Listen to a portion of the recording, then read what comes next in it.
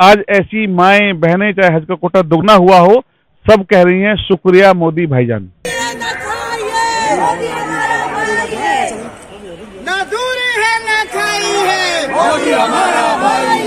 और तीसरी बार मोदी सरकार, कमल की चारों तरफ बहार है। देश में राम लहर और मोदी लहर दोनों व्याप्त है। 2024 में 2019 से बड़ी विजय भाजपा और भाजपा गठबंधन प्राप्त करेगा। हमारे साथ मौजूद है अल्पसंख्यक मोर्चा के अध्यक्ष बासित अली जी। प्रोग्राम में किस तरह के प्रोग्राम? ये शुक्रिया मोदी भाईजान उन महिलाओं का कार्यक्रम है जिनके लिए मोदी जी ने काम किए हैं, योजना लाए हैं, योजना बनाई है, फायदा पहुंचाया है, घर दिया है, नल दिया है, जल दिया है। इसके अलावा उनको शौचालय दिया है, आयुष्मान के साथ साथ उनको सुरक्षा का माहौल दिया है। आज ऐसी माएं बहनें, चाहे हज का कोटा दुगना हुआ हो, सब कह रही हैं शुक्रिया मोदी भाईजान। कौन कौन सी योजनाएं हैं जो मोदी सरकार अल्पसंख्यक विभाग के लिए? देखिए, ऐसी कोई योजना नहीं है जिसमें अल्पसंख्यक समाज को हिस्सेदारी ना हो। 18% आबादी को लगभग 30% तक की हिस्सेदारी है। और ये वोट बैंक नहीं है, ये वोट लेने के लिए नहीं, ये गरीब के उत्थान के लिए है, गरीब के कल्याण के लिए है। और ऐसी अगर मैं बात करूं, आयुष्मान योजना है, उज्ज्वला योजना है, मुद्रा लोन है।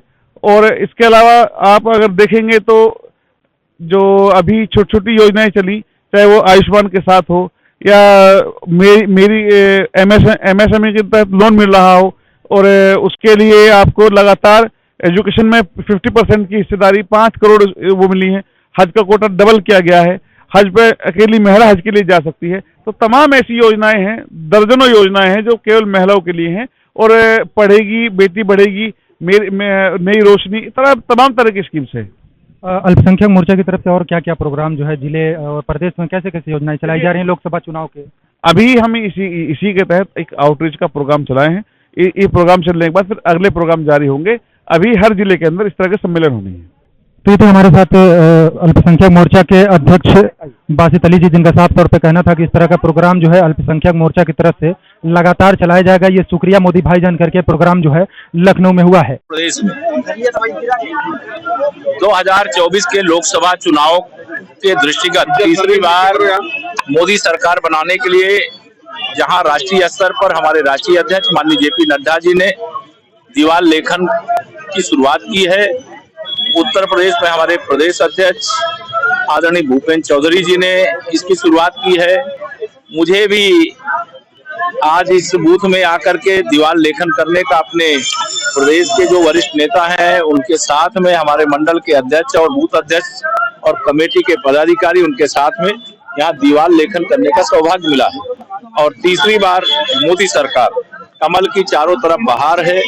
देश में राम लहर और मोदी लहर दोनों व्याप्त है।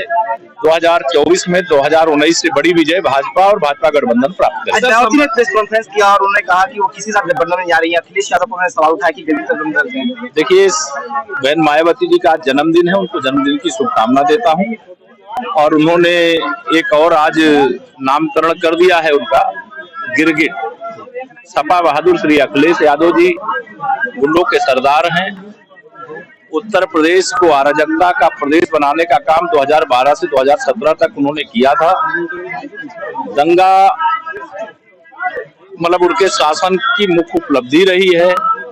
भ्रष्टाचार उनके कार्यकाल की सबसे बड़ी उपलब्धि रही है। मैं इतना ही कहूंगा कि सपा, बसपा, कांग्रेस, राष्ट्रीय लोकदल इस बार अगर मिल करके भी लड़ेंगे तो भी हम 80 की 80 लोकसभा सीटें जीतेंगे। तीसरी बार मोदी सरकार बनाने के लिए पार्टी भी तैयार है, जनता भी तैयार है। डबल इंजन सरकार की उपलब्धियों के आधार पर, गरीब कल्याण के आधार पर, महिला सशक्तिकरण के आधार पर, किसान उत्थान के आधार पर, उत्तर प्रदेश और देश के उज्जवल भविष्य के आधार पर हम निश्चित तौर से उत्तर प्रदेश भी जीतने जा रहे हैं, देश भी। प्राण प्रतिष्ठा कार्यक्रम में ये वही कांग्रेस के जो नेता हैं वो सरयू में डुबकी लगा रहे हैं जाके। देखिए, कांग्रेस के पास इस समय बड़ी दुविधा है। पहले उन्होंने भगवान श्री राम को काल्पनिक बताया था, फिर श्री राम जन्मभूमि तीर्थ क्षेत्र के निमंत्रण को ठुकराया था। अब वो अयोध्या दर्शन के लिए जा रहे हैं। दुविधा में दोनों गए, माया मिली न राम। कांग्रेस भैंस गति सांप सुंदर केरी, और न लीलते उनसे बन रहा है न उगलते उनसे बन रहा है। लेकिन सच्चा राम भक्त कौन है, असली राम भक्त कौन है, नकली राम भक्त कौन है, नकली हिंदू कौन है, यह कांग्रेस ने अपनी चरित्र से साबित कर दिया। सपा मुखिया श्री अखिलेश यादव जी के परिवार के हाथ राम भक्त कारसेवकों के खून से रंगे हुए। उनके पास अवसर था कि रामलला के चरणों में नाक रगड़ते, 22 जनवरी को जाते और अपने पुरखों से, उनके पिताजी से जो गलती हुई थी उसके लिए क्षमा मांगते, प्रायश्चित करने का मौका था, उसे उन्होंने गंवा दिया। ताकि राम भक्त के नाते वो जब भी अयोध्या आवे, कोई रोक नहीं है, हर व्यक्ति को रामलला के दर्शन करने के लिए आना चाहिए। राम सबके थे, सबके हैं, सबके रहे। प्रदेश में 2024 के लोकसभा चुनाव के दृष्टिगत तीसरी बार मोदी सरकार बनाने के लिए जहां राष्ट्रीय स्तर पर हमारे राष्ट्रीय अध्यक्ष माननीय जेपी नड्डा जी ने दीवार लेखन की शुरुआत की है, उत्तर प्रदेश में हमारे प्रदेश अध्यक्ष आदरणीय भूपेंद्र चौधरी जी ने इसकी शुरुआत की है। मुझे भी आज इस बूथ में आकर के दीवार लेखन करने का, अपने प्रदेश के जो वरिष्ठ नेता हैं उनके साथ में, हमारे मंडल के अध्यक्ष और बूथ अध्यक्ष और कमेटी के पदाधिकारी उनके साथ में यहाँ दीवार लेखन करने का सौभाग्य मिला है। और तीसरी बार मोदी सरकार, कमल की चारों तरफ बहार है, देश में राम लहर और मोदी लहर दोनों व्याप्त है।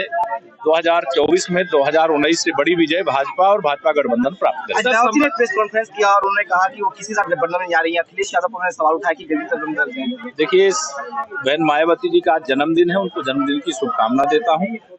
और उन्होंने एक और आज नामकरण कर दिया है उनका, गिरगिट। सपा बहादुर श्री अखिलेश यादव जी गुंडों के सरदार हैं। उत्तर प्रदेश को अराजकता का प्रदेश बनाने का काम 2012 से 2017 तक उन्होंने किया था। दंगा मतलब उनके शासन की मुख्य उपलब्धि रही है। भ्रष्टाचार उनके कार्यकाल की सबसे बड़ी उपलब्धि रही है।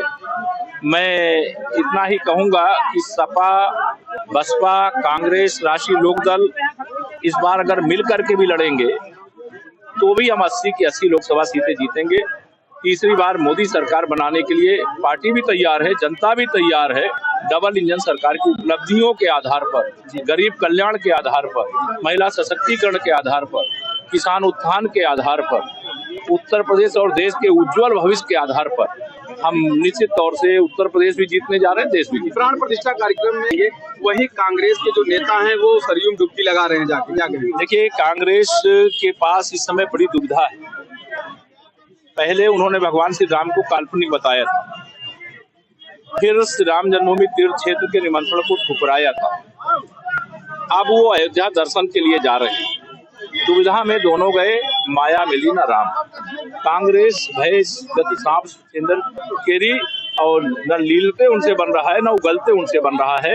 लेकिन सच्चा राम भक्त कौन है, असली राम भक्त कौन है, नकली राम भक्त कौन है, नकली हिंदू कौन है, यह कांग्रेस ने अपनी चरित्र से साबित कर दिया। सपा मुखिया श्री अखिलेश यादव जी के परिवार के हाथ राम भक्त कारसेवकों के खून से रंगे हुए।